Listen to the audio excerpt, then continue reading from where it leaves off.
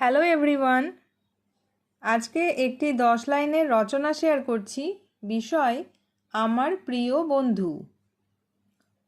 আমার সবথেকে প্রিয় বন্ধুর নাম হলো আকাশ। আমরা একই বিদ্যালয়ে এবং একই শ্রেণীতে পড়াশোনা করি। সে খুব ভালো মনের মানুষ এবং খুব মেধাবী ছাত্র।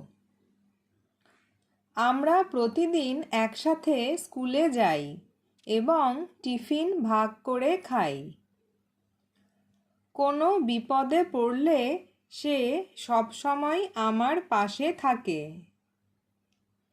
পড়াশোনার ক্ষেত্রেও সে আমাকে অনেক সাহায্য করে। বিকেলে আমরা দুজনে একসাথে মাঠে খেলাধুলা করি। সে কখনো মিথ্যা কথা বলে না এবং বড়দের খুব সম্মান করে। আমার মন খারাপ থাকলে সে আমাকে হাসানোর চেষ্টা করে। আমি আমার প্রিয় বন্ধুকে খুব ভালোবাসি এবং তার মঙ্গল কামনা করি।